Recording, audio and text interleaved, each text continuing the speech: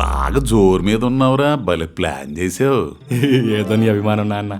రేపటి నుంచి నీకు ఆకలేస్తుంది రోయ్, అన్నం తినాలనిపించదు. పడుకుంటావు, నిద్రొట్టు, కోపం వస్తుంది, ఎవరి మీద చూపించాలో అర్థం కాదు. నాకేమైనా తప్పు చేసిందా? అంతకంటే ప్రమాదం పెళ్ళయింది.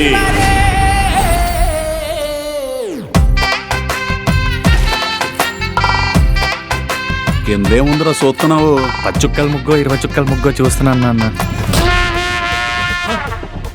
అగో, నువ్వు మంచోడు కాదు నాన్న. నువ్వు వేసే యాసాలని నాకు తెలియదు అనుకున్నావేమో.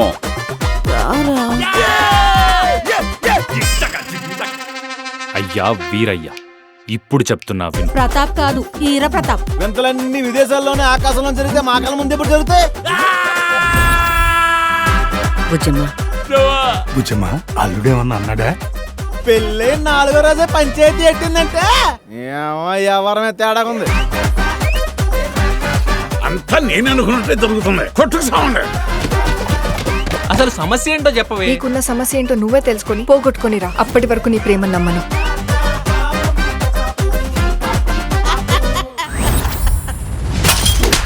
వెళ్తున్నా ప్రతాప్. ప్రేమలో మోసం మాత్రమే ఉంటుందని నిరూపించావు. బుజ్జమ్మని ఎప్పటికైనా వెనక్కి తీసుకొస్తానన్న నమ్మకం రోజు రోజుకి పోతుందమ్మా. అర్థమయ్యేలా చెప్తే బుజ్జం వింటుంది. బుజ్జమ్మని తీసుకురావా? మాట్లాడి మనిషిని తీసుకురావచ్చు కానీ తన భయాన్ని పోగొట్టలేం. నాది ప్రేమే కదరా. వీళ్ళందరూ బాగుండాలంటే నేను బాగోకపోయినా పర్లేదు సార్. వీడేం చేయకపోతే అదెందుకు పోద్ది?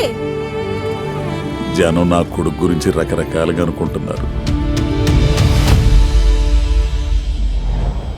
ఒక అమ్మాయి ఇల్లు వదిలి వెళ్ళిపోయిందంటే అబ్బాయి ఏం చేశాడని అడుగుతారు కానీ ఆ అబ్బాయికి ఏం జరిగిందని ఎవరు అడగరు.